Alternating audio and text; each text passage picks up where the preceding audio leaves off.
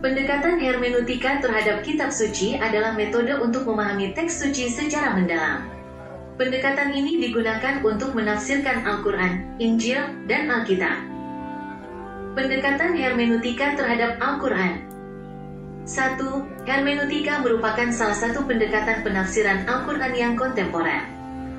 2. Hermeneutika menawarkan sesuatu yang baru, yaitu ketika teks tidak lagi dianggap suci.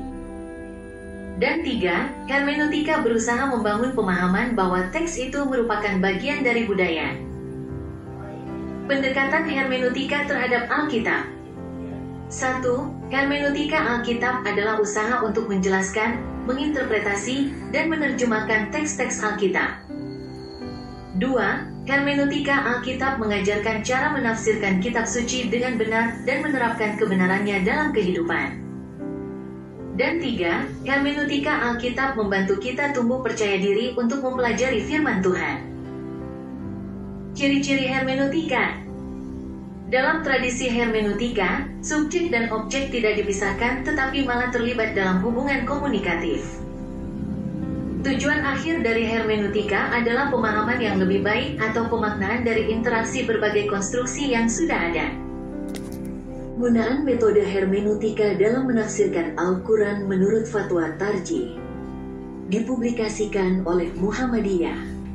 Muhammadiyah, or ID, Yogyakarta. Hermeneutika adalah sebuah metode alternatif untuk memahami sebuah teks secara mendalam yang biasanya digunakan untuk penafsiran kitab suci, seperti Injil yang kemudian juga digunakan dalam penafsiran Al-Quran.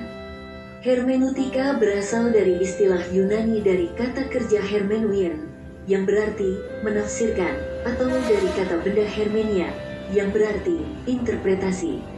Selain itu, ada pendapat lain bahwa hermeneutika berasal dari kata Hermes, nama salah satu dewa dalam mitologi Yunani. Bahkan ada juga sebagian kalangan yang mengidentifikasikannya dengan Nabi Idris dalam tradisi Islam. Adapun hadirnya penafsiran Al-Quran dengan menggunakan metode hermeneutika tersebut bukan karena hendak menafikan tafsir tradisional dari para ulama tafsir terdahulu, namun hermeneutika digunakan untuk melakukan pembacaan kembali terhadap teks agama yang dimungkinkan secara teologis, ditafsirkan dalam konteks masyarakat modern. Akan tetapi, juga terdapat stigma dari golongan yang kontra dengan penggunaan hermeneutika terhadap Al-Quran. Mereka beranggapan bahwa hermeneutika tidak pantas digunakan untuk menafsirkan Al-Quran karena Al-Quran murni kalam Allah yang dijamin orisinalitasnya dan tentunya memiliki sifat otentik dan final. Sedangkan, jika hermeneutika diaplikasikan dalam memaknai Bible, maka hal itu adalah wajar, melihat Bible sudah kehilangan orisinalitasnya sebagai wahyu Tuhan, dengan kata lain sudah menjadi teks manusiawi. Sementara pada putusan Tarjih Muhammadiyah tahun 2000 di Jakarta dalam Manhaj Tarjih Muhammadiyah dan Pengembangan Pemikiran Islam bagian Muqaddimah tertulis, pemikiran keislaman meliputi segala sesuatu yang berkaitan dengan tuntunan kehidupan keagamaan secara praktis, wacana moralitas publik dan diskurs keislaman dalam merespon dan mengantisipasi perkembangan kehidupan manusia. Masalah yang selalu hadir dari kandungan sejarah tersebut mengharuskan adanya penyelesaian. Muhammadiyah berusaha menyelesaikannya melalui proses triadi, hermeneutis, hubungan kritis, komunikatif, dialogis, antara normativitas din, ar-ruju ila Al-Quran wa as-sunnah al-makbulah, historisitas berbagai penafsiran atas din, realitas kekinian dan prediksi masa depan. Mengingat proses hermeneutis ini sangat dipengaruhi oleh asumsi, pandangan dasar tentang agama dan kehidupan.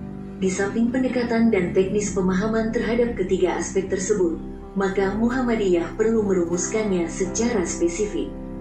Dengan demikian diharapkan ruhul ijtihad dan tajdid terus tumbuh dan berkembang. Berdasarkan keterangan di atas, menurut hemat tim Fatwa Tarjih, metode hermeneutika dapat digunakan apabila terdapat masalah yang mengharuskan adanya penyelesaian dengan metode tersebut. Adapun yang harus lebih diperhatikan adalah hasil dari pemaknaan dalam menggunakan metode tersebut. Apa yang dihasilkan tidak boleh bertentangan dengan tujuan utama Al-Quran diturunkan. yaitu sebagai petunjuk bagi umat manusia untuk dapat meniti jalan kebahagiaan di dunia dan di akhirat, sebagai penjelas tentang ajaran-ajaran syariat Islam, dan sebagai pemisah antara yang hak dan yang batil.